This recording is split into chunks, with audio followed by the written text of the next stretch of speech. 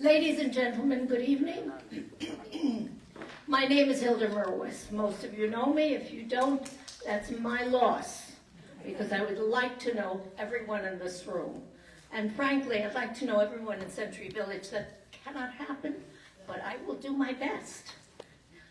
In any event, we're going to begin right on time. You should applaud that, because we never are.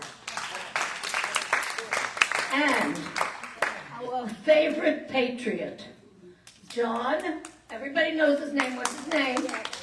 Fisher. Come on. You know who it is. And he's going to lead us in the pledge. So would you kindly stand?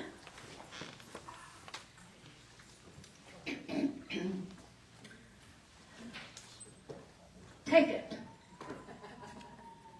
I pledge allegiance to the flag of the United States of America and to the republic for which it stands, one nation, under God, indivisible, with liberty and justice for all.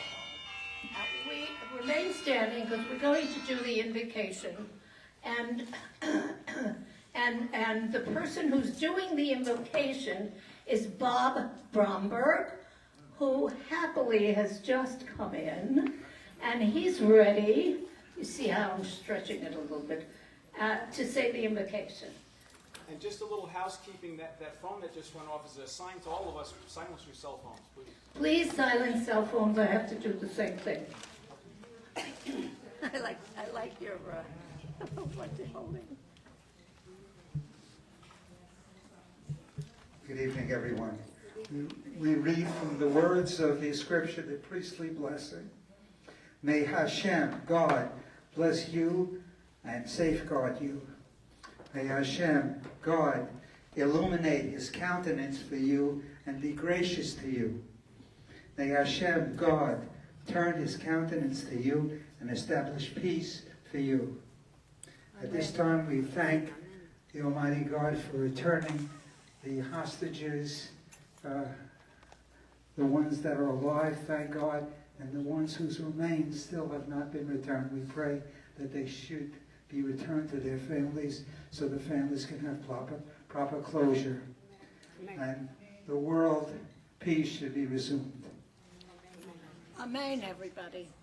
And of course, we want to thank our president for everything that he did to make this happen.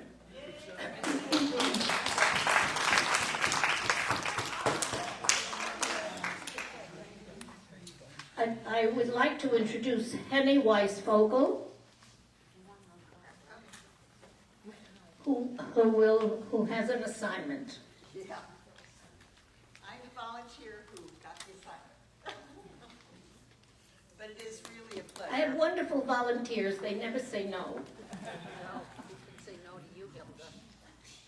No. It's really my pleasure and a privilege to be able to introduce Joe Kaufman tonight. Hi, Joe. Yeah, it's going nicely. How about you? All right. Yeah. Well, we want it to go even nicer for you, so let me just give a little bit, tell you a little bit about Joe. He's devoted many years to fighting terrorism and extremism, both in America and overseas. Sorry about that. A Showman Fellow at the David Horowitz Freedom Center and chairman of the Joe Kaufman Security Initiative, Joe has assisted Homeland Security, the FBI, and the other agencies to expose and counter terror-related networks operating within the United States. In 2004, Joe successfully led the effort to shut down a pro-Hamas conference planned in Coral Springs, Florida. When the organizers, including CARE, sued him in federal court, he won. We should all win against that organization. Joe has also been involved with those opposing the Ayatollah regime in Iran, earning praise and the endorsement from the Crown Prince Reza Pahlavi. Joe is a Republican nominee for U.S. Congress in Florida's 23rd District in 2024. I voted for you, Joe. I was very disappointed when you didn't win. I second that. The closest race in Florida and the highest percentage ever for a Republican in the 23rd District. President Trump's former border czar, thank you very much. My phone's not working tonight. Tom My printer didn't work either. Tom Homan. Just let me have this. Okay, here we go. Tom Homan called him an all-American first leader, dedicated to the safety and security of the nation. In addition to security, a position paper on issues such as health, care, and school choice is in process. Joe lives in Broward County with his wife and family. His wife, Emily, is a Hebrew and Spanish teacher. She's from Peru. Their 12-year-old daughter, Ruth, and they actually have an adopted puppy. So Joe's really a great guy. Script, forget the script. I met him last year. I spoke to him 2 years ago when he was running. You see my And he really, really impressed me. I think he's going to impress you tonight, and I'm going to give the mic over to Joe. Joe. And before he speaks, I'm not using a mic, I want to say congratulations and mazal tov to the family for the bat mitzvah I attended on Sunday for his daughter, Ruthie.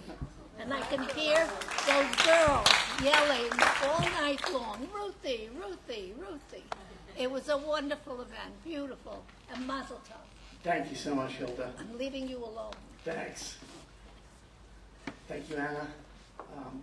Thank you, group. So I'm running again, as was mentioned. In the last race in 2024, I had 48% of the vote, and it was the closest race in Florida. It was the largest vote percentage of any Republican to run for that seat.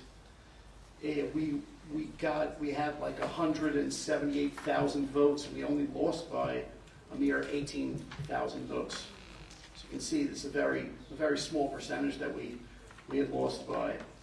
And you're going to get papers that are going to show this last quarter three, we just raised $133,000. That was our largest amount that we had raised, and in fact, it keeps on going up. In quarter two, we raised $127,000. In quarter two, we had over 2,400 donors. Quarter three, we had over 2,700 donors. So it seems like this is catching on. We're raising, yes, in the state of Florida, a lot of people in the state of Florida, but also nationwide, because this is a nationwide race. And the party is certainly going to get involved in this race because the numbers are so close and the Republican lead in Congress is so razor thin. So I'm here. They had asked me to speak about the issue of Iran, and I'll certainly do that. But I just want to go over a few issues where I support, what I believe, what I know, all of those things. So I want to start off talking a little bit about myself. So I was born in Detroit and I grew up in Yonkers, New York. I was raised by my grandparents.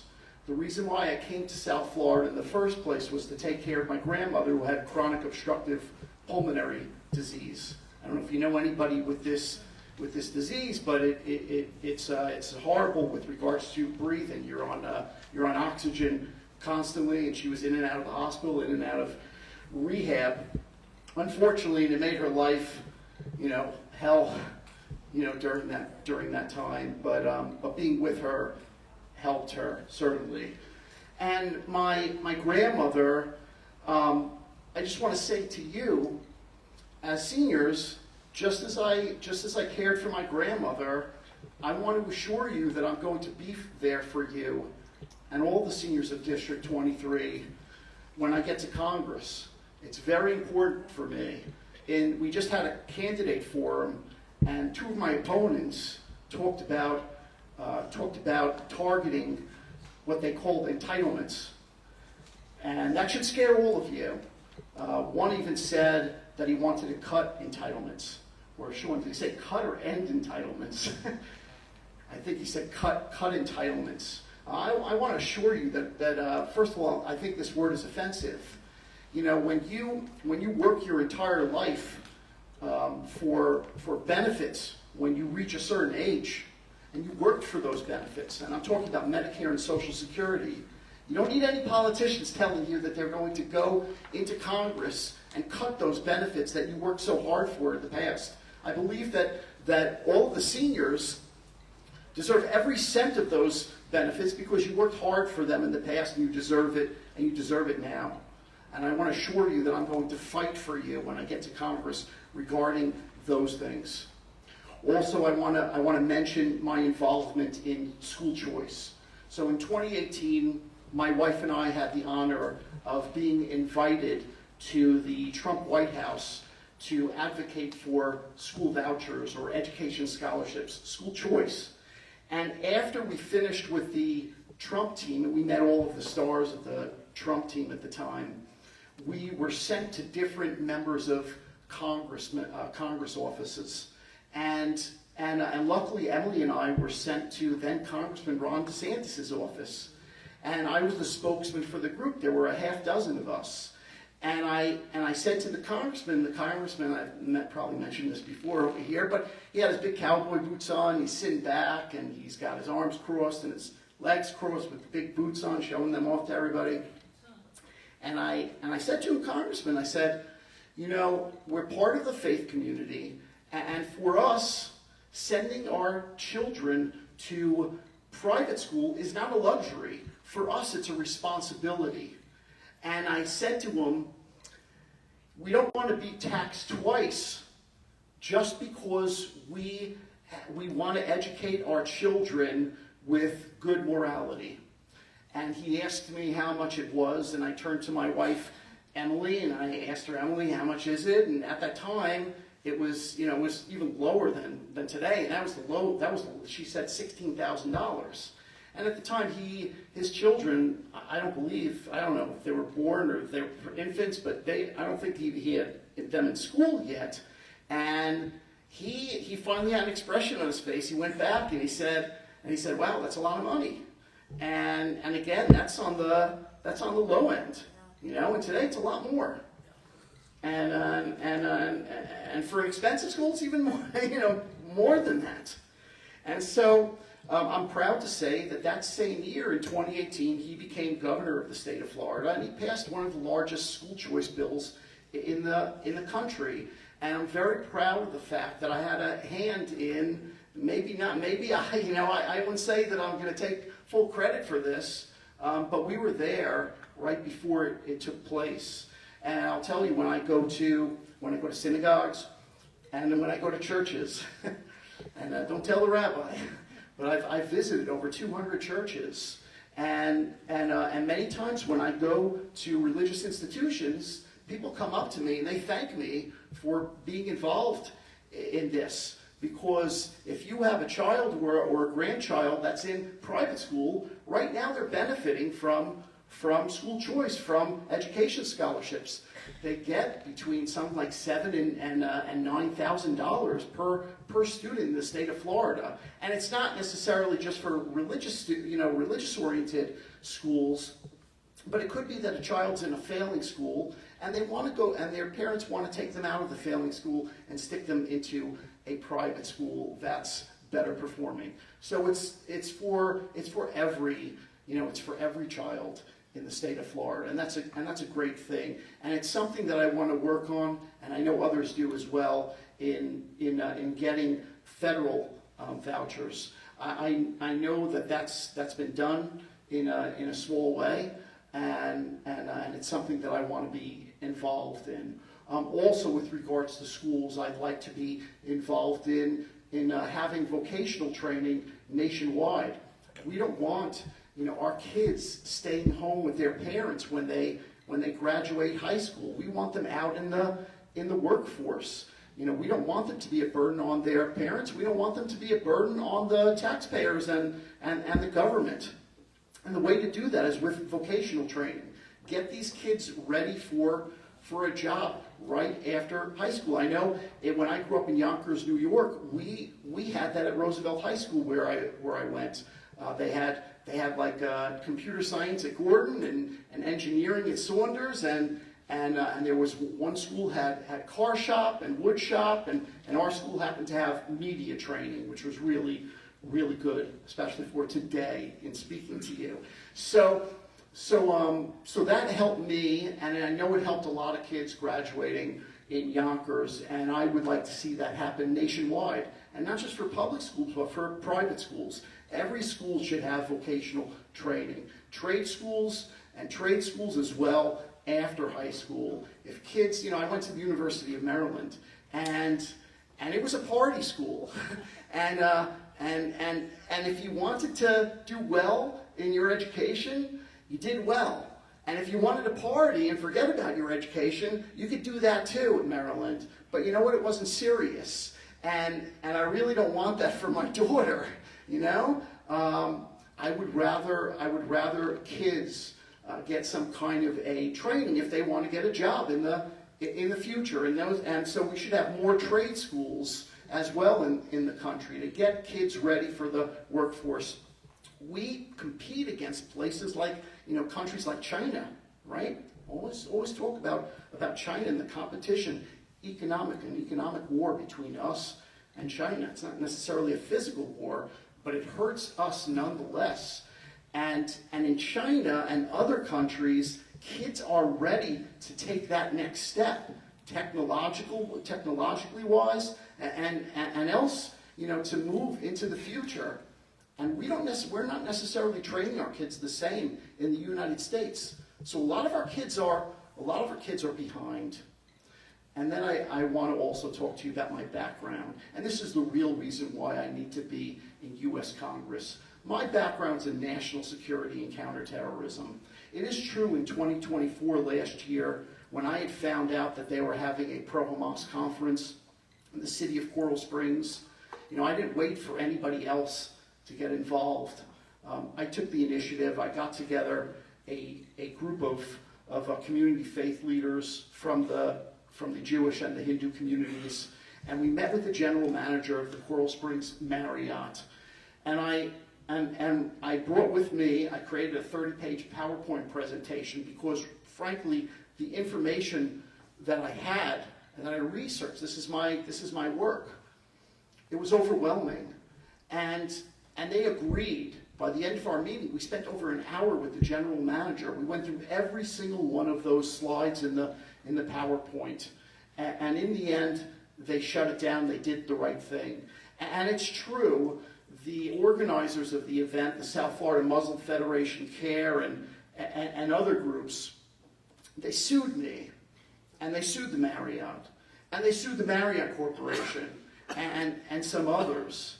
And in the end, we won in court, and I'm proud to have that win behind me. Also, with regards to, thanks, Sean. That's Sean Malachowski, my campaign manager, by the way. It was a federal case.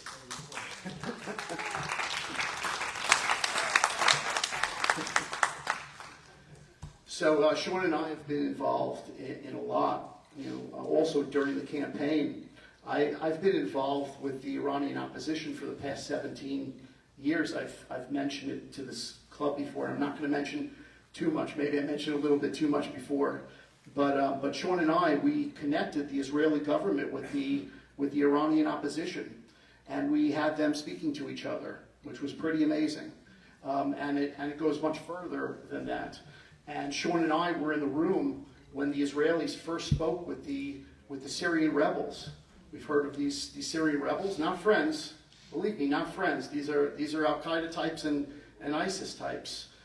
But we had connected the Israeli government with the rebels, and that was exactly 1 week before the rebels had taken down Aleppo, and then days later took down the entire Assad regime. And it's really the biggest thing that I've been involved in my entire life, certainly in my entire work. And I'm very proud of of that. What was important about that was that with regards to Assad, Assad was no friend to Israel. Assad was an enemy of Israel. But Assad was I could say a proxy of Iran, right? Assad was a part of the Iranian terror machine. And Iran used Syria to transport weapons to the terrorists, to the terrorist organizations and all of their terrorist proxies.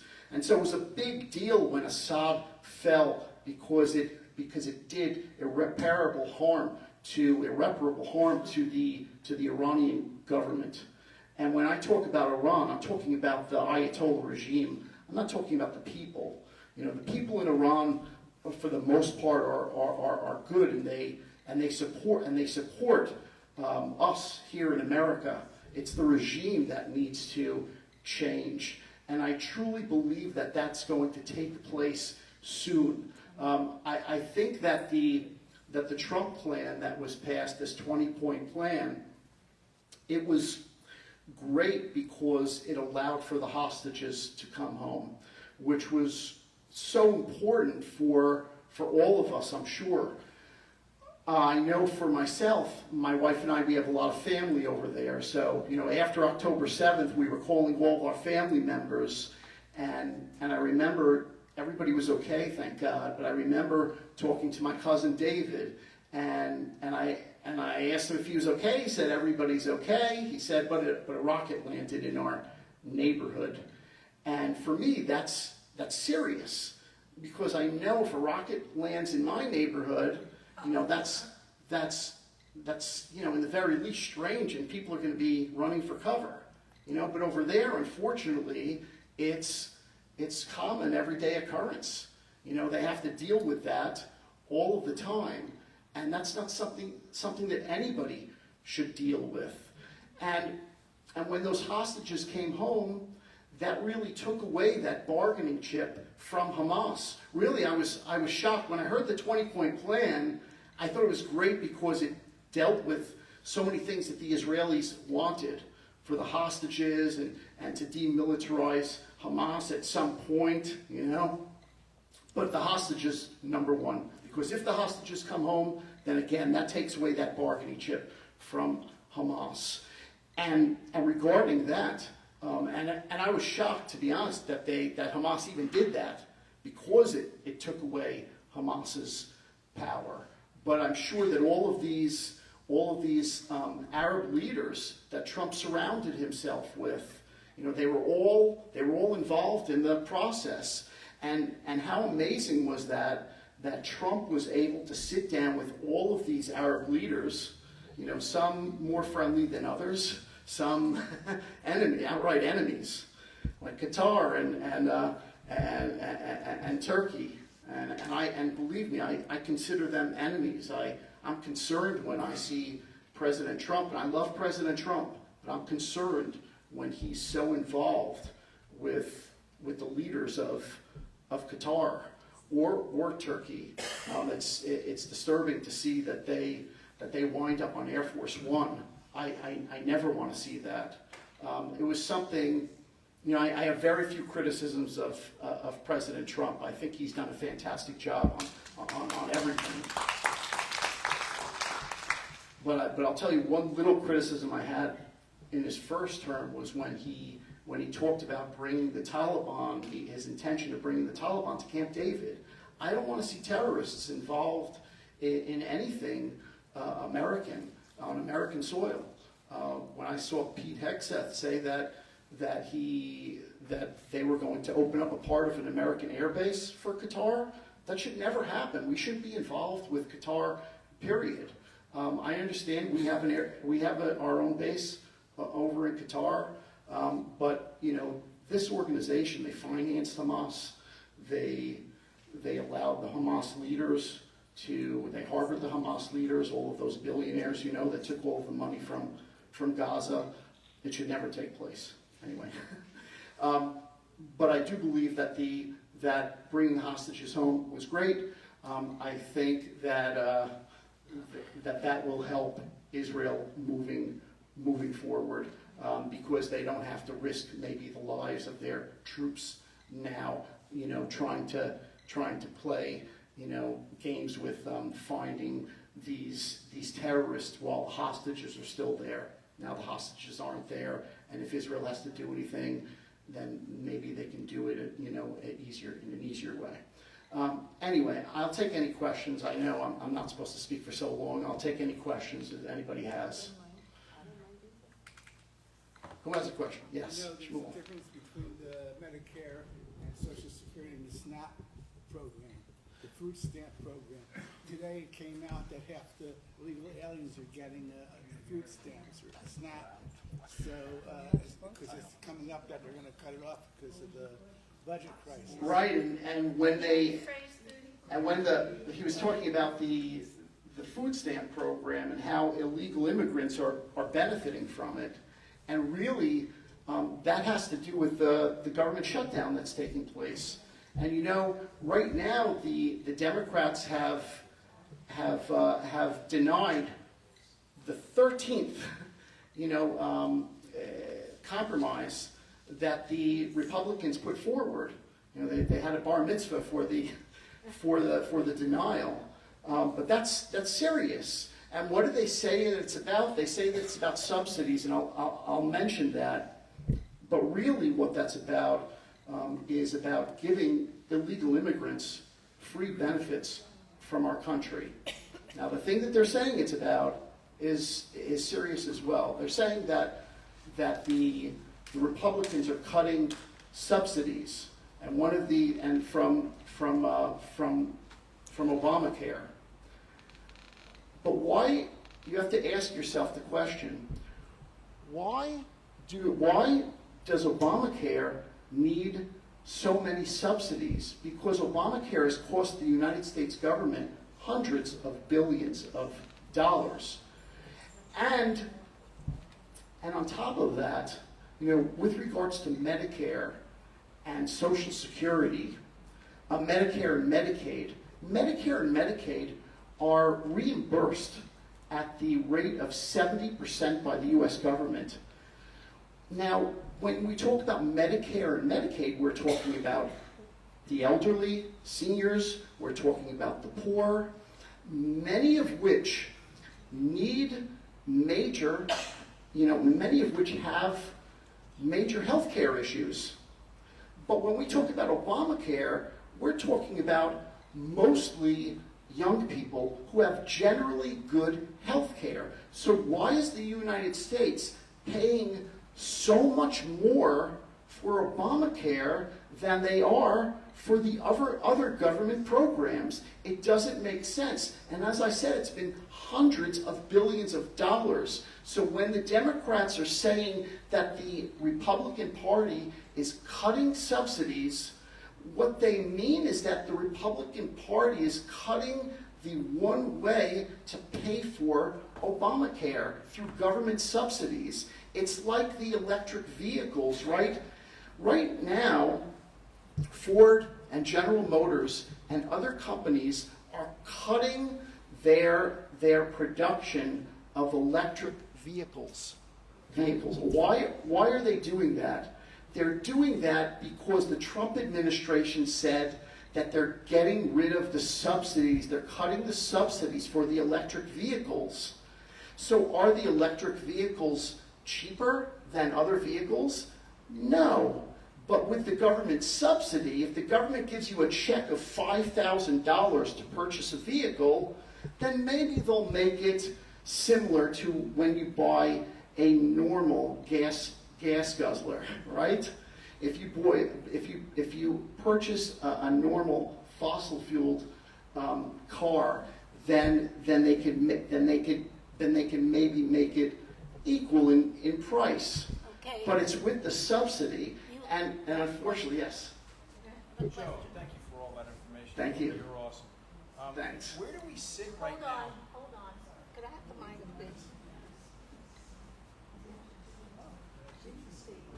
When you speak, everybody has to hear you. I'm like E.F. Hutton. Where do we we sit now with Hamas? Have they given all the hostages over? Are they totally submitted to giving up their control of Gaza and answered all of the demands from everybody? Is everything squashed? What's going on? So like I said, you know, what was great about the 20-point plan was that the hostages were coming home. But I had said when the 20-point plan came about, this is great, but is Hamas going to go along with it? And again, I was shocked that they actually went along with giving up the hostages. But they're not.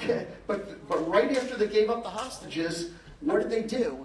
They lined up their enemies in the street, those who they called traitors to the Palestinians, Gazans, and they shot them all in the head.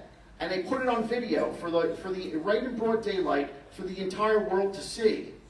So we understood, because they were telling the world, no, we're not going to disarm. And when they went on shows and discussed it, they said that they would not. They weren't planning on disarming. So Hamas is going to arm, and it's my understanding that they are rearming themselves right now. So the whole process is taking over once again. You know, Israel got out. Thank God Israel controls part of Gaza, and I believe there was a bombing campaign from Netanyahu maybe today. I think he ordered the bombing. But in truth, you know, this plan is, thank God they got the hostages home, but right now it's allowing for Hamas to rearm.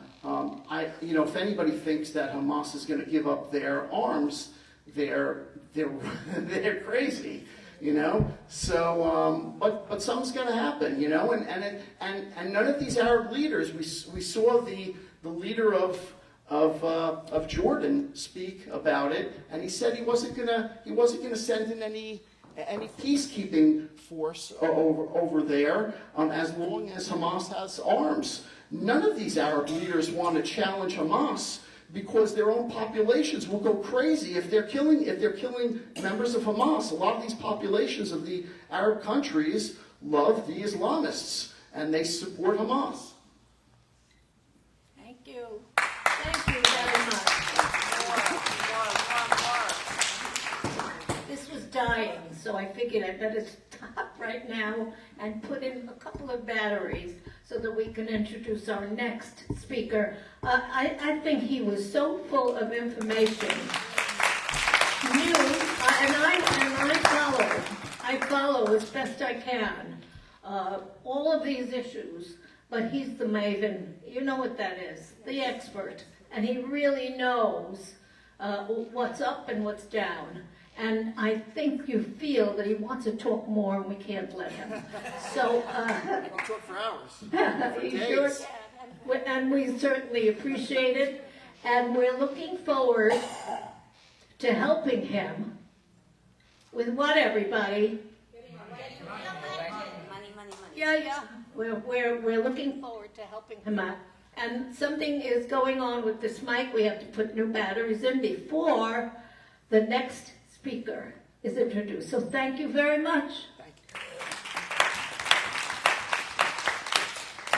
you.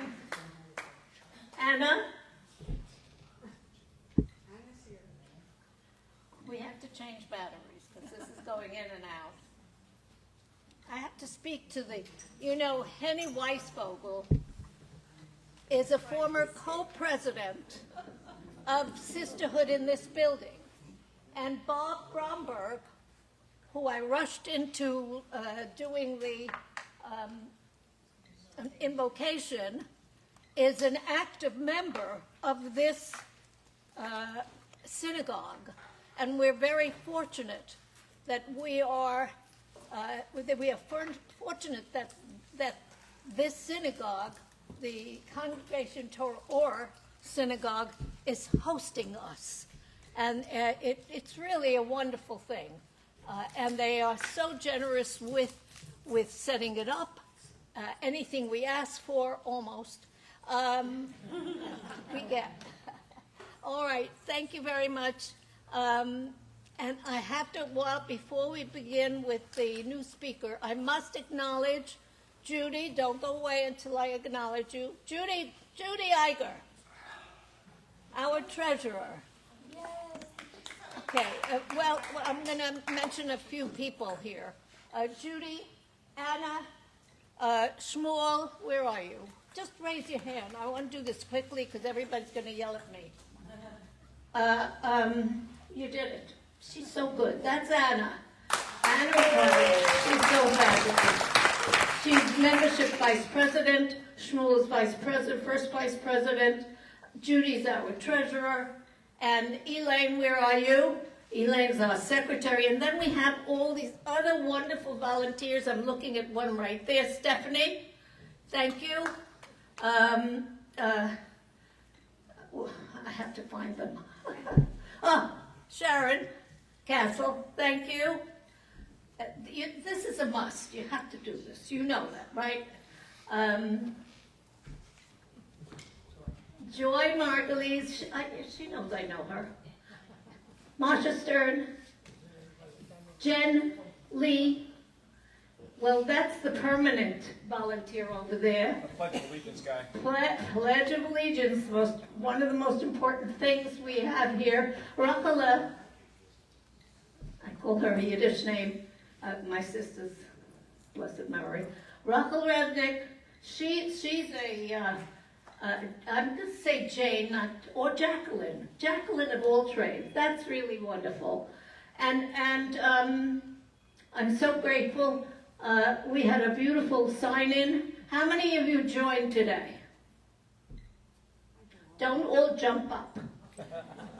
Because how many of you are members already? Well, that's a good sign, because we're going to expect you to work. Okay? We're going to expect you. So where are you, Anna? You going to use your little thing there? See, I didn't use mine at all. My name is Anna Just Carter. wait a minute. Yes. Her printer and mine died. So we're doing, forget that.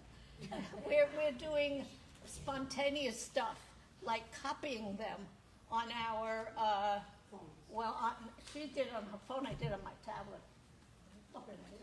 Okay. I'm Anna McArdle, and I'm Vice President of Membership. Thank you all for coming, and I'm listening to Joe. We've got another great presentation, and we're going to have Jennifer Lee. She's an active member of the club, and she's going to introduce the next member, or the next speaker. How is everybody today? We're all excited to be here. They're doing such a wonderful job presenting great information. It is an honor for me to introduce the next speaker. I have known his beautiful wife for maybe 20 years. We have mutual friends that we've known for maybe double that amount of time. In all those years, I've heard nothing but wonderful things about this man. And in all of the personal interactions I've been fortunate enough to have, he has proven to be an honorable person, an honest person, an intelligent person, a very well-educated person, and a very informed and humble person. Now, it's interesting because he has a tremendous amount of experience in a tremendous amount of fields. He is over-accomplished and has had quite an interesting variety of careers. For example, he is a physician and a very renowned eye surgeon. But on top of that, we do have a problem with the mic. On top of that, he is a published author. He is an award-winning songwriter. He's a professional musician that tours with a band. Aren't those interesting careers to mix together? Let's go even further. He's a scuba diver, a pilot, a certified pistol safety instructor, a professional ski instructor, and did I already say a published author? Yeah. I think I did. All right, he is the recipient of the Freedom Foundation's George Washington Award. I could go on and on for a long time. The man is very, very accomplished. So let me introduce to the Friends of Liberty, Dr. Sam Bierstock. Thank you, Jennifer. For one moment. Sure. I don't want any words that you have to say missed by anyone, and when they start leaving, I get very upset. Before Dr. Sam, that's what he calls himself, isn't that amazing? I want to acknowledge someone who's sitting right in front of me. Fred Hadley, who is always here for us, always. And complains when I don't answer him. What can I tell you? But he is here, a famous Democrat. I hope he absorbs something, even through osmosis.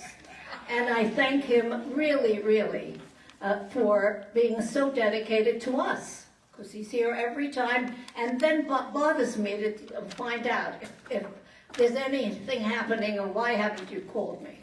So I'm very happy to have him here. And thank you, Melissa, who's always here too. Okay. Hi, everybody. Thank you, Jennifer, for describing the world's longest identity crisis, which brings me to, I'm really here with a really unusual approach to speaking tonight, so I hope that you're going to bear with me because I've not done this very often, but I'm going to try to talk to you about something I consider an important public service in these days of uncertainty and anti-Semitism and insecurity that so many of us have. And in order for me to tell you how I got here from this crazy career that was just described, I'm going to start with that, and I'm going to morph into a more serious discussion, and I hope you'll bear with me and find it valuable.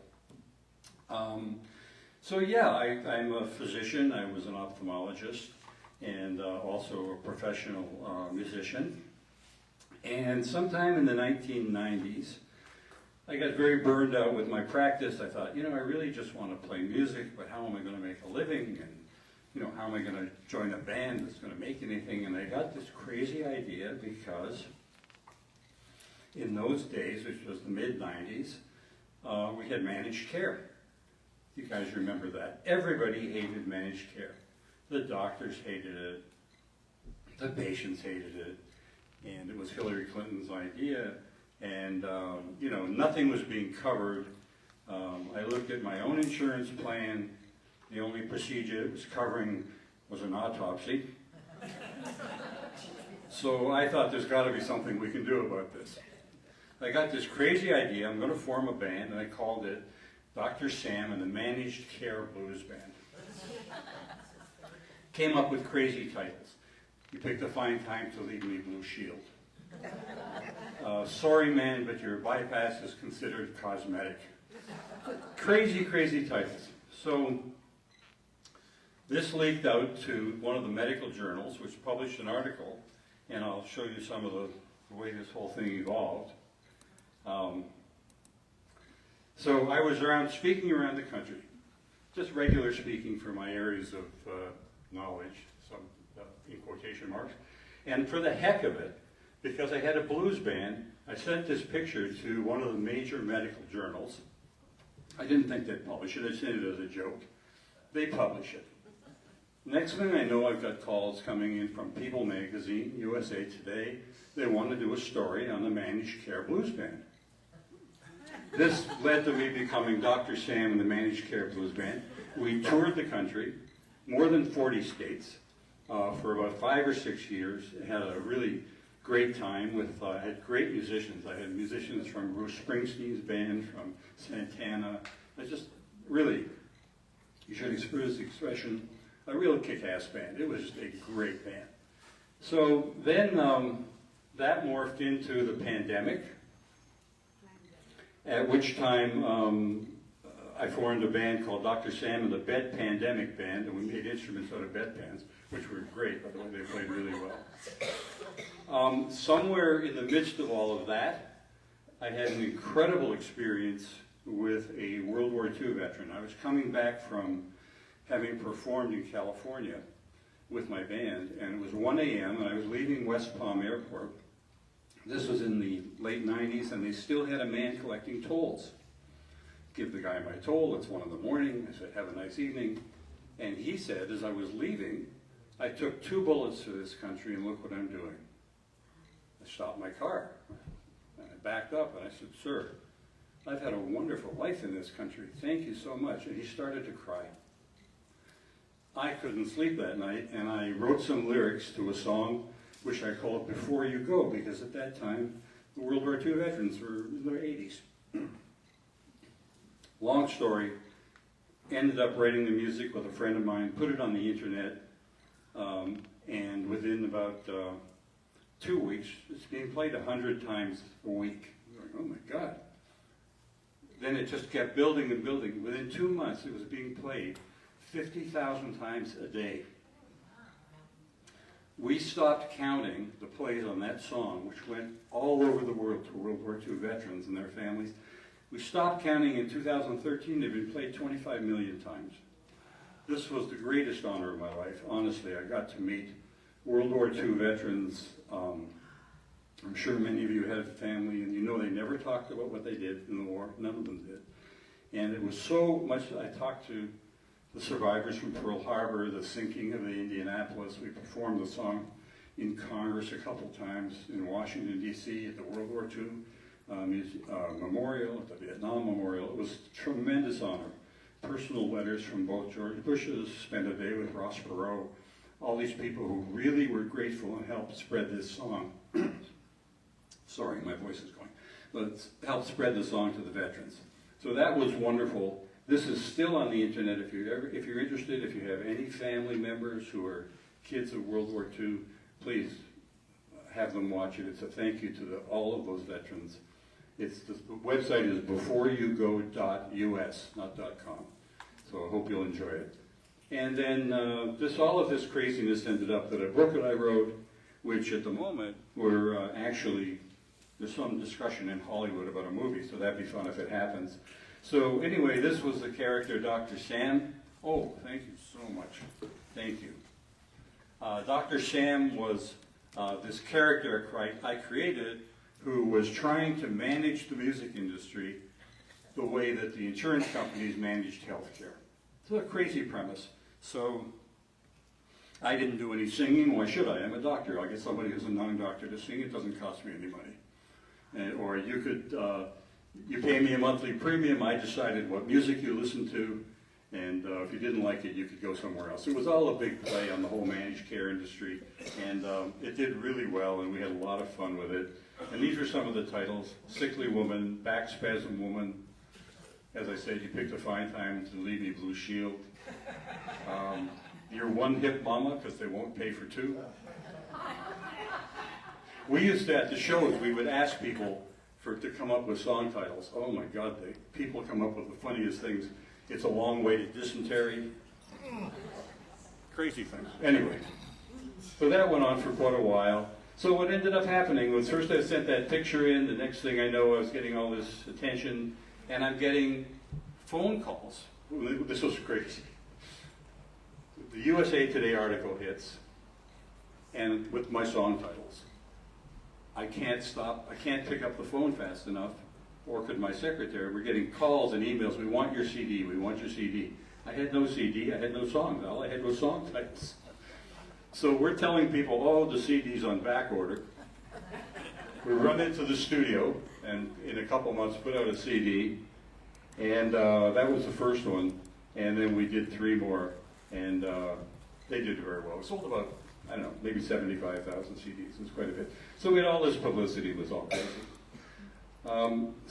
And this was the Before You Go cover, which is, as I said, still available. So, this was the book. So, okay. The title of this was, for tonight, was about actually guns and gun ownership, which seems like a crazy segue from everything I just told you. However, I really am doing this, I hope, as a significant public service. As Jennifer mentioned, I am an instructor in handgun ownership and operation, because I actually became involved with that quite a long time ago. Actually, right around 9/11, the Boca Raton Islamic Center was publishing some pretty bad stuff. And I got involved with someone you may know from the United West. And we, anyway, there was a whole bunch of reasons that we felt we should be able to defend ourselves. But if you knew the number of people that in Florida that are buying guns right now, especially the Jewish community, is uncertain. It's enormous. 1 out of every 3 cars in Florida has a firearm in it. There are over 400 million firearms in the country. The average gun owner owns 5. Well, I'm a physician. I've worked in emergency rooms. I've seen gunshot wounds. I've seen people killed. I've seen people wounded. I've seen people who have shot themselves. I take this very, very seriously. I have had a loaded .38 pointed at me with a hammer, and because that was one night after a performance and in a situation that was very threatening. It is not a nice thing to experience. And I was a rather prominent person with 3 teenage daughters living in a home on 4 acres of land, and I always felt that somebody broke in, I wanted to take care of my daughters, obviously. So I went out and bought my first firearm. I knew nothing about what I was buying except that it looked kind of sexy and looked like something you'd see in a show. I took it out to a dump and I started shooting at sand, and it was a semi-automatic, and the slide came back and stayed back. I thought, this thing's broken. I didn't really have any idea what I was doing, and this leads me to why I decided I want to talk to people. I'm going to ask a question. Are there any people in the room that own firearms? Wow. Are there any people considering buying a firearm who have thought they want to? Okay. That's interesting. Most people, I don't see that many. But I'm actually really hopeful that this will be helpful then. Okay. I go to here's a typical firing range. You go to one today, okay? This is what you're going to see. Bullet holes on the walls, on the ceiling. This is the top of the upper view of a ceiling fan, riddled with bullet holes from below. People are buying these things with no idea about what's the right firearm for them.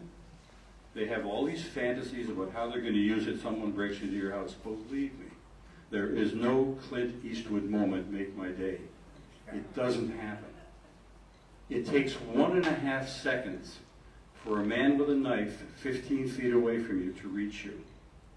You're not going to grab your gun and aim. You're not going to, you'd be lucky to maintain control of your bodily functions. I've been with people who have been in a firearm fight. That muzzle fires at night, you're blinded by the flash. The sound takes away your hearing, and literally you are messing yourself because you've got split seconds to make these decisions. So if you think you're going to be in your home and somebody's going to come in and you're going to have all kinds of time to go and unlock your gun and do this and that, these don't happen this way. This is the reason I'm doing this, because people buy these things. The gun salesmen don't help. Whoop, did this go off? Am I on? No? I think I'm in trouble here. Oh, wait, okay. The gun salesmen do not tell you what to buy or why or what's best for you or the advantages or the disadvantages, which is what I'm trying to do. I'm not telling people to go buy a gun. I don't do that. What I'm saying is, if you're going to do it, know what you're buying and the reason you're buying it, and know it cold, like the back of how to use it without thinking for a second. So, there's so many options, a semi-automatic, a revolver, a gun with a hammer, a gun without a hammer. All of these, there's reasons why you might want them and might not want them. And as I said, anything you're fantasizing about, you're in a situation you're going to use your gun. Believe me, it's going to be nothing like what really can happen. So you're going to see this on every slide because that's my website. I'm going to be very superficial on this subject tonight, but if you really, I have about a 40-page printed manual on my website that will tell you in great detail much more of what I'm going to tell you tonight. And please feel free to visit there, and I put it on every slide so in case you want to do that. So people don't know what they're buying. They don't know why they bought the particular model they did. They don't know the advantages and the disadvantages of those. They don't know how to properly store, carry, or access what they're getting, how to effectively operate it, and how to use it in the most frightening split seconds of their lives. So this is just a saying that you might say there's only one thing worse than owning a gun is needing one and not have it. And the other is there's nothing worse than having the wrong gun and you need it and not knowing how to use it. Okay, there are 400,000 guns in the U.S. equivalent of 120 firearms for 100 citizens. In 2024, the number of firearms in America is likely over 466 million. I learned in talking in scientific circles, you have to have a graph, because everybody thinks there's no value to what you're doing unless there's a graph. So I threw a graph in. It means nothing. Just in certain circles, people think it's some credibility. I always think there's people in the back going, this is a bunch of bull, but wait, it's got a graph. So I throw in a graph. Okay, so you made a decision, so now let's talk. Okay, just keep this scenario in mind. You own this semi-automatic.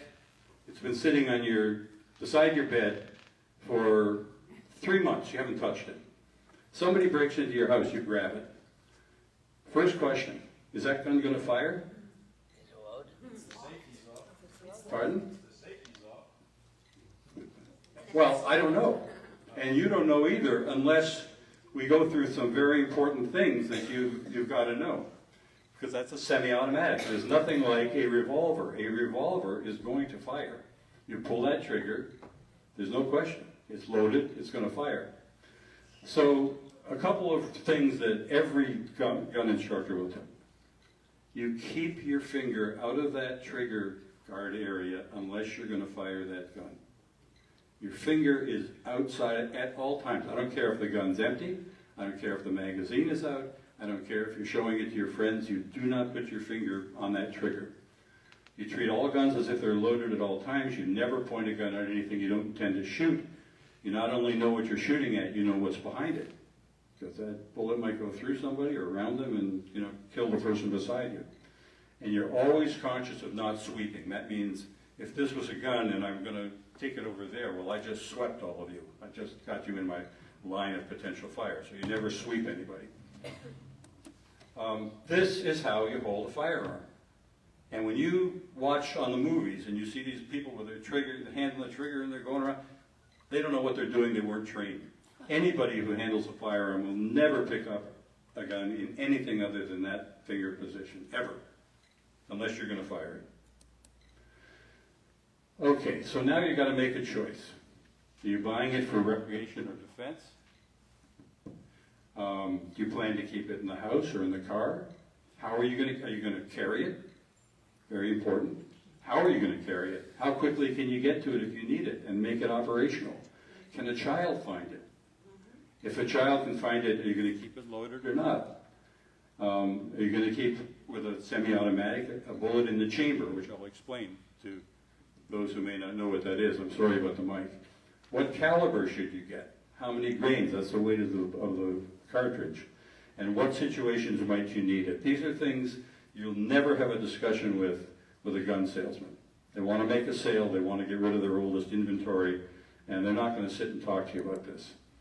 So plan to take a course from a licensed instructor, know how to disassemble and clean it, and practice realistically and know every function without even looking at it. I don't have time for all of this, but this is important. Do you have a 3 or a 4 inch barrel? If you're off by 1/4 of an inch when you're aiming, that might be a foot or 2 feet, 15 feet away. You hear people saying, why didn't the police shoot him in the shoulder? I mean, if you have a lion charging at you, you're not going to shoot him in the leg. With a pistol, you're lucky to hit the side wall of a barn if you're more than 20 feet away. So police are trained to shoot for major mass because you can't hit an arm or a leg. But the smallest variation here will mean a tremendous amount at your target site. If I start going too long, Hilda, please stop me. Okay?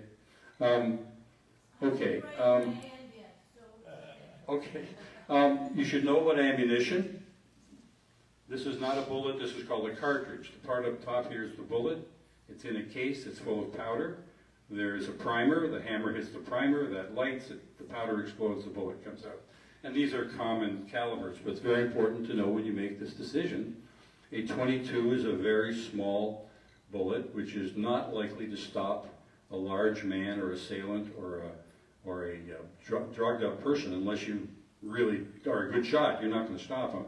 And then you have these other calibers, 9mm, what's used primarily by most law enforcement, and you have all of these other things that you hear about. 37 Magnum, that's the Clint Eastwood big thing. You shoot that thing, you think your arm is going to come off, so that's not a very practical thing, or 44. I won't go into this much more, but I do want to explain this. You hear about hollow points and full metal jackets. This is a hollow point bullet. This is a full metal jacket bullet. You see this opening? This is designed to do a lot of damage. This is a self-defense bullet because when it hits tissue or clothing, it spreads out and it's spinning. It does a tremendous amount of damage to anything that it hits. This is which tend to be used for target practice, full metal jacket, but that will penetrate. That could go right through somebody and get the person behind. So advantages and disadvantages, but if you want self-defense, this is what they're going to encourage you to get. I'm going to go a little quickly now because I'm probably getting towards the end of time, but there's some stuff I really want to cover. Okay, a revolver, you put your cartridges in the chamber here, it stays loaded. You pull the trigger, this gun is going to fire. Now you can have single action, which almost nobody uses. That's the Old West, they see them pumping the gun and pulling the hammer back and bang, bang, bang. This is a double action, which means you pull the trigger, the hammer goes back, and it comes forward. One action, bang, bang. This is a hammerless double action. Now why is that important? You're a woman, you decide I want to carry, I want to carry around a hammer, I want to carry around a revolver, it's easy. Well, that hammer, if you have this in your pocket or your purse, you pull that out, there's a good chance that hammer's going to catch on something. And also, there's, or you keep it someplace in a drawer where there's other things, you don't want any snags like that. Any professional person in self-defense will very rarely have a hammered weapon. Again, something to think about if you're buying something. Won't go through this as much too. I'm not going to have time, I know that. This is how a semi-automatic works. You have a magazine, it's loaded with cartridges. You pull the trigger, that fires the first cartridge, that shell will eject, up comes the next one, fires, and this will continue until you've used up all the bullets in your magazine, and then the gun is going to stay with that slide all the way back at your last shot. Then you push a button, this magazine falls out, you put another one in, pull the slide back, the whole thing starts all over again. It's a much more complicated situation. You really, really have to know this weapon and what you're doing with it.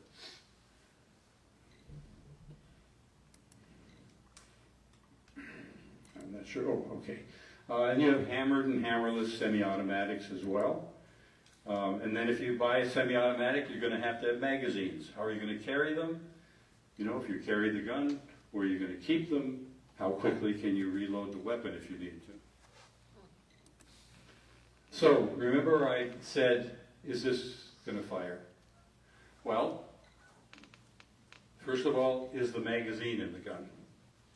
Secondly, is there a bullet in the chamber? The magazine may be in there, but if you haven't pulled that slide back, that first bullet hasn't gone into the chamber. So you may pick that gun up, and if it's not chambered, you pull the trigger, nothing's going to happen. So you have to know whether or not that gun is chambered when it's sitting beside your bed. If it's chambered and the child finds it, if you don't have safety features on the gun, it's going to fire. We're going to talk about the safety features in a moment. Another thing you must know if you're going to buy one of these. So how do you know if it's chambered? Well, you can pull the slide back and there you can see the cartridge in there, but you're not going to do that in the middle of the night if somebody comes into your house. That doesn't help you. This is another view of the same thing. You pulled it back and you can just barely see it. Middle of the night, you're going to do that. Things are happening fast, you're going to be scared. You can buy a semi-automatic with something called a loaded chamber indicator, a little knob on top of the gun. Really important to me. That means all you got to do, if you're carrying it, you want to know if it's chambered. When it's chambered, that little button comes up. So you just run your finger over the top of the weapon and you know whether it's chambered or not. This is a really important safety feature. Not all weapons have it. Other safety features, like I mentioned, the loaded chamber indicator. This is a safety. Not all guns have it. When it's in a certain position, the gun will not fire. Move it down, the gun will fire. Some guns are up, some guns are on down. This is a grip safety. It won't fire unless your hand is really firmly around the grip. You can have a trigger safety. It won't fire unless your finger is on the trigger properly. You can get guns with all of these combinations. Another reason to know your weapon like the back of your hand, if you ever need it at night, you don't want to be thinking, is the safety on? Is it chambered? I have known many professionals who don't want any of these things. They want to know what's going to fire when they get it. But if you're more inclined to really want to be safe around the house and everything, I would look at these. But to me, the most important things are loaded chamber indicator. Grip safety is very important too. And obviously, the manual safety. And I'm going to finish up here because I think my hand is up. Anyway, I could go, what I have, you have to know how to take them apart too. I won't go into that. And they can jam, and I'm not going to go into the jams. Anyway, can I make one more point? People think, I'm going to go to the mall, but I'm going to carry a gun, because God forbid somebody comes in here and starts shooting. I got to be prepared. I talked to a rabbi who told me 60% of the men in his congregation come to shul armed. You know, if you're ever in that situation, you've got the gun, a shooter comes in, you're the hero. You took him out. What do? The first thing that happens, the police walk in, they're going to shoot at you or they're going to arrest you. They see you with a gun, they're not going to ask questions. And what police officers tell me, if that ever happens, somebody's in your home, you get down on the floor, you cross your legs, you put the weapon far away from you, you put your hands behind your head, you let the police come in and do their job. And they're going to arrest you anyway and take your gun, but you know, you're not going to get yourself shot because they don't know if you're a good guy or a bad guy. Okay, I think I'm going to stop. I've got so much more I could share with you, and I'd love to, but I hope I haven't put you to sleep. But question? What about biometric safety on the gun, that it only fire if it's your hand? I didn't hear any mention of that. I haven't seen it often. Again, to me, what it comes down to is you've got a second or a second and a half to make a decision. So if my hand wasn't properly positioned for it to read a fingerprint or something, I probably wouldn't want to go with it. As I said, I've been in a situation of having a gun pointed at me, and I know you have no time to think about any of it. And also, they recently legalized open carry, which means you can display your gun in public. I know you know what it means. Yeah. Most of the supermarkets in the area, which are private businesses, can opt out and put signs up prohibiting open carry. Publix welcomes open carry. Can you tell us, first of all, do you advise open carry for the safety of the person with the gun? Is it a good thing, or does it get you shot first in a hostage situation? Can you talk about open carry? Very briefly. It's a really good question. Open carry, if your object is to defend yourself or others, open carry is the best because you can access it quickly. In Florida, you had to, prior to this law, you had to be concealed. They didn't want you walking around with a gun. And that means you couldn't even have the impression of the weapon in your clothing show. If you're carrying it and there's an outline, you broke the law. So, and I've spoken to professionals during that time when you couldn't have open carry, and you can't believe the skills that they developed to get their shirt up quickly enough or access the weapon. You know, it's not something you're going to do quickly. So I think it would depend on how you foresee yourself ever needing it. And I think can I take a question? Yes, I'm going to call on them and bring the mic to them.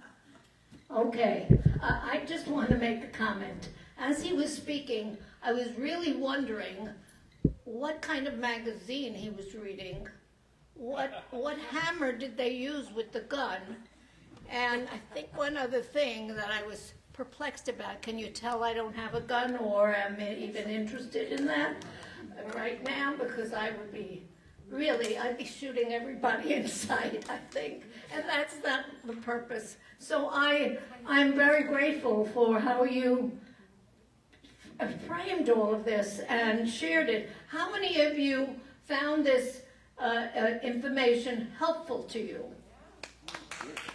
Good. How many of you have decided to go in that direction. Purchase a gun. Very nice. And how many of you learned something you didn't know having a gun that you have? You could raise your hand. We I don't don't mind. have a gun, but I learned something. Yes, so did I, and I don't have a gun either. I did. I learned a lot. I learned a lot that the gun that he calls a hammer is, because when you said he had a gun and a hammer, I thought the guy comes with a gun and a hammer, just in case he didn't succeed with you. So that's how ignorant I am. The magazine wasn't Playboy. Well, the magazine wasn't Costco. That's, you know. Oh. Okay. Excuse me. Yeah, it's okay. Yes. Stop. Hi, what do you think of carrying insurance in Florida, gun insurance? Oh, I'm so glad you asked that. That was one of the things I skipped. That's why sometimes. Thank you for asking that. Is it on? Yeah. You can buy shooter's insurance. I really recommend it because God forbid you ever fire a gun, your life will be miserable from that point on. I guarantee it. You go broke financially, you'll be in court forever. You can buy shooter's insurance. There's a number of companies.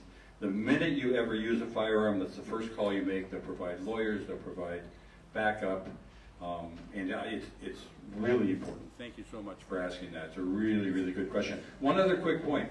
If a lot of women will buy a little 22 because it's cute, maybe it's pink, maybe it's got all kinds of, and believe me, you know, it is. It looks very feminine and things, but it's a question of how effective it's going to be really comes into play. I'm going to skip right over here. I could speak loud, just on another point. We're recording, so I need to. Just another point, at Beth Am Congregation on Wednesday, November 5th at 1 o'clock, they are having a workshop for women only, a hands-on workshop. Can I just shake this a little? I'd like to do something else with it. A hands-on workshop that will cover both the safe operation of revolvers and semi-automatic pistols. If you're interested, contact Beth Am Congregation in Boca. Bethany. It's Bethany. Bethany, I'm sorry. Bethany. What's it called? Bethany. Bethany. 4th Avenue in Glade. Here we go. When is it? I'm getting steps. You see. Could you recommend a couple of pistols for the audience that you think would that would maybe work for different types of sizes and genders? Oh, wow. Okay.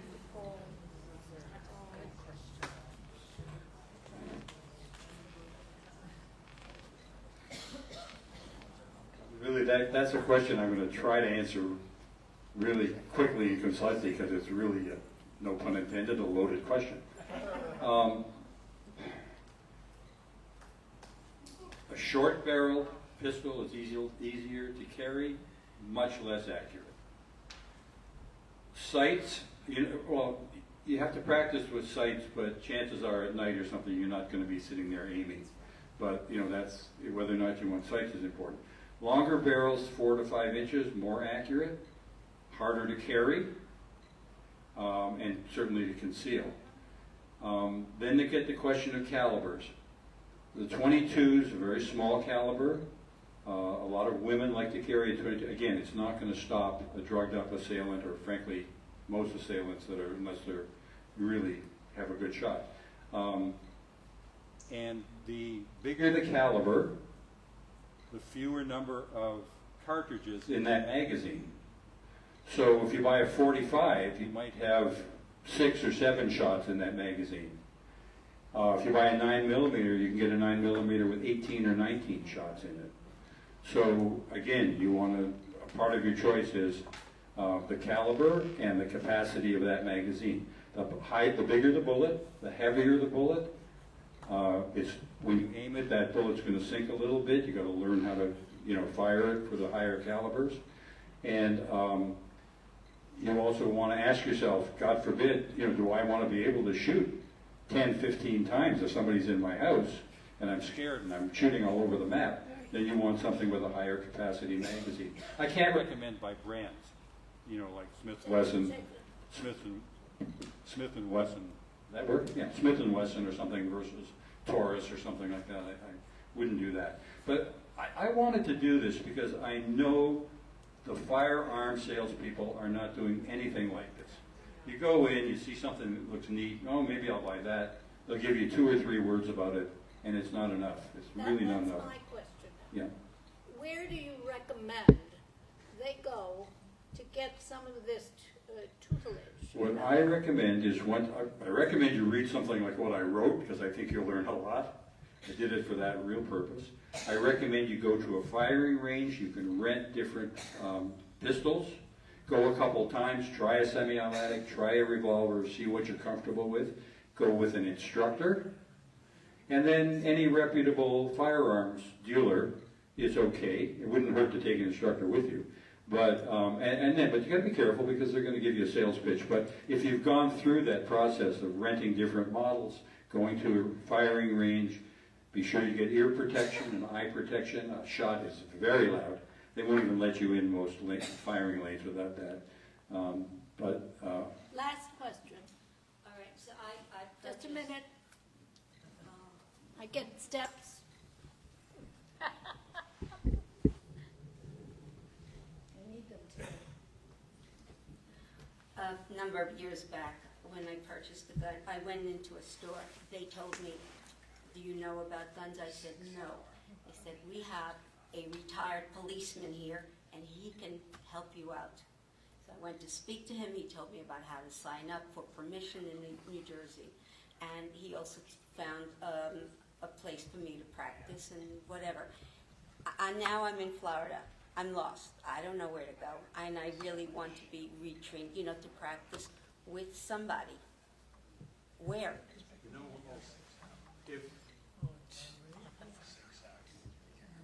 I wish I could fly right now, but listen, it's not going to work either. Hold on. There is a place. Please feel free to call me. I'll give you my number through the website. There's any number of gun ranges. There are any number of really good instructors. And I work with a couple people who are outstanding, have careers as in law enforcement, in private protection, and they're, for one-on-one instruction, they're really great. And take the time to work with them and decide what's going to be best for you. You're going to carry it in your purse. You're going to keep it by your bed. All of these things are so important. And if you go the semi-automatic route, you really have to know what you're buying and know that weapon without thinking for a second when you pick it up. Is that it? Thank you so much. I really hope this was useful. I haven't been sure how this is going to go over because it's a little edgy subject, but thank you. You know how? You see all these people still sitting here? I mean, they really were listening. I was listening, but without any intent of purchasing. And I just want to, it's the beginning of closing, and Anna's going to come up in a minute, but before that, we are collecting petitions. Some of you know what that is, because we did it for our Patriot. We went from place to place. You don't have to go place to place. You just have to fill out the form. And what is the petition? It enables a candidate to run. And I don't think I have to say, no, I don't think I have to say that if you don't vote for that person, that's okay. But it enables that person, the candidate, to save money, which is required. How much is it, $8,000? Mine was around $8,000. Yeah, depends on the position you're running for. So we have these forms. Would you distribute them, Shahar, please? And you can do it right at your table. If you need pens, who was at the table there? We'll give out the pens. Shmuel, can you get pens and kind of put them out on the tables? But don't take them home, they're mine.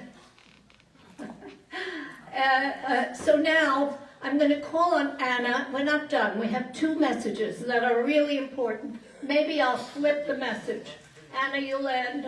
And we have one more thing that we have a surprise.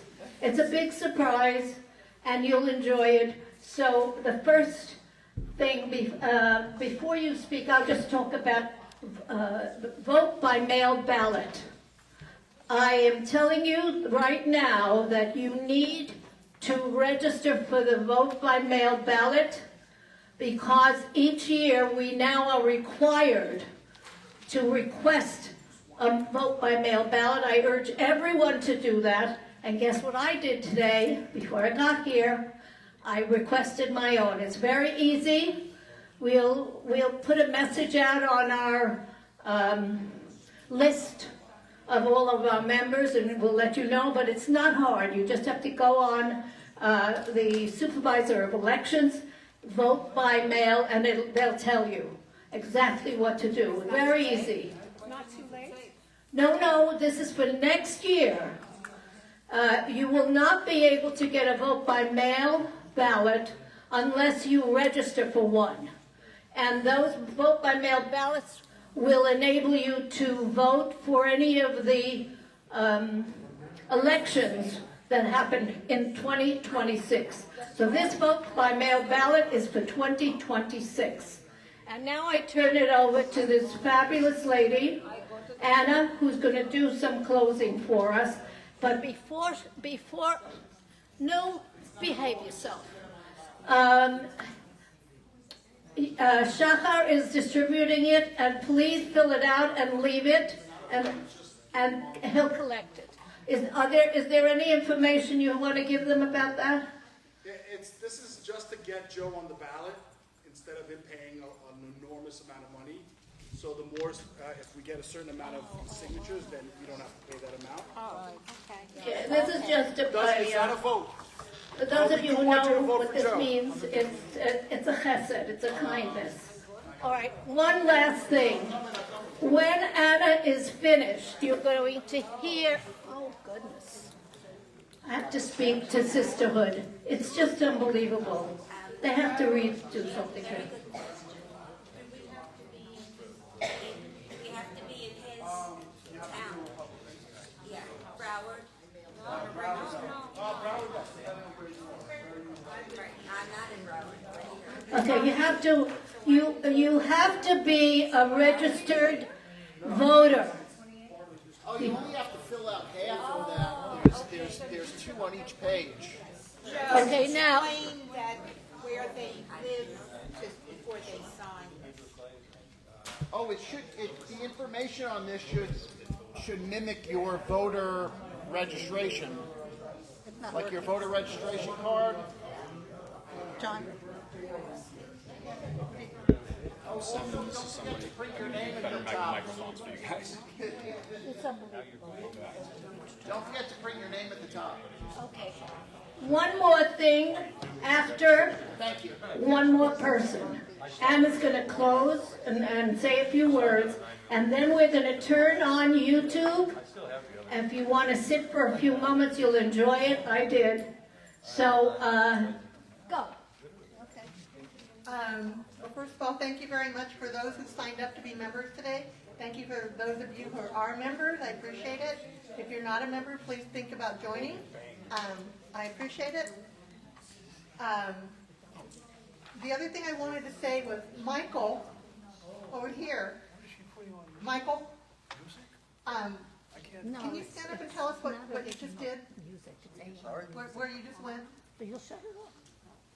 Oh, You'll see, it's a campaign. I went on the honor flight to Washington D.C. and just honored the veterans. It was a really beautiful experience. How many people came out? What are we doing? There's no more meeting? Congratulated us. Run the and meeting. welcome us home. Okay, what are we talking about? He is a Vietnam veteran, and as we all know, they were not welcomed back properly when they came back. Honor Flight was honoring World War II, Korean, and now Vietnam veterans, and Michael was a recipient of that this last weekend. Bravo. So bravo, thank you for your service. And as he said, they welcomed him home, which they should have got district here. Yeah, absolutely. But, I'm very glad that you received that, and thank you for your service. So, Wait, our next meeting. Yep, Our next meeting will be December 16th. we hope. December, well, because the next meeting for us, would have been Thanksgiving week, and it makes it impossible to really have anything then. So we're going to have something, hopefully not with a conflict with anyone, on December 16th. It'll be our, holiday, oh, come on, holiday party. this Tuesday, December 16, holiday party. I'm going to reach out to the president of the JCRC and ask if they'll want to join us, JCRC.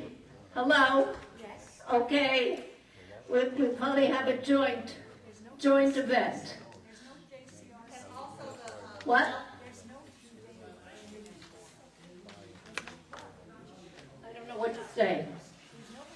She said there's no more JCRC. Well, he's right here. He can't, but he will get notices out to everybody. Did you hear what I asked? Yes, to do a holiday party together.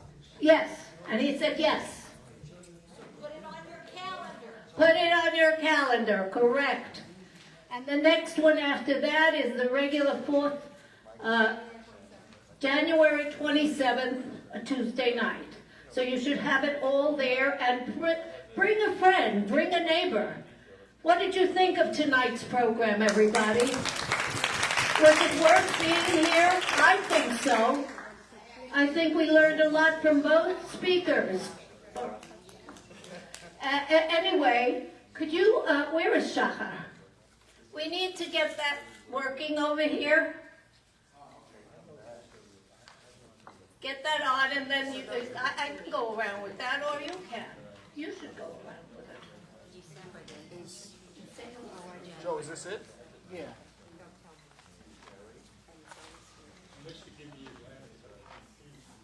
Shine, candidate, shine, candidate, shine. Voices rise, Florida's fight, yearns off the skies.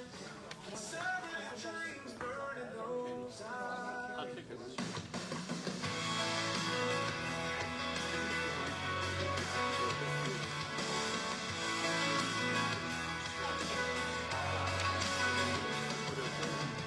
Protecting life, you swear, there's to say. Liberty and happiness is anthem brave. Joe Kaufman's war in District 23. Pledges that go on the way so free. Protecting life, liberty, and happiness. August 20th, empty promises of bliss. Raise the flag, let the truth unfold. In the hands of one global soul.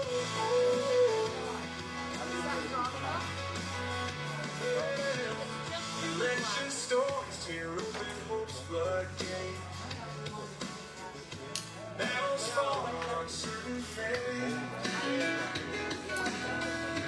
Voters linger in the balance tide.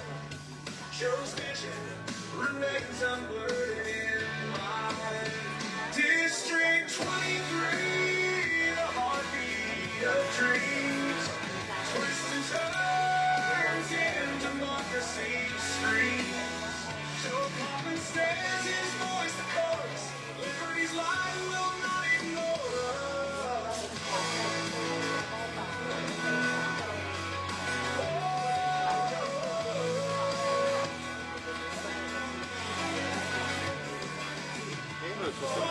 Sunsets on the campaign trail. Questions hang like shadows that veil. Tomorrow holds what no man can tell. In Kaufman's vision will freedom dwell.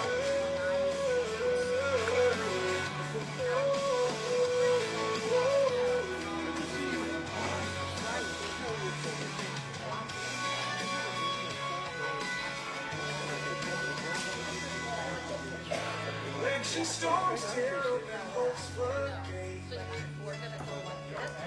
Battles fought on certain fate. Voters linger in the balance time. Joe's vision remains unblurred in line. District 23, the heartbeat of dreams. Twists and turns in democracy's streets. Joe Coffin stands his voice the chorus. Liberty's line will not ignore us. Smoking sunsets on the campaign trail. Questions hang like shadows within. Tomorrow holds what no man can tell. In Kaufman's vision.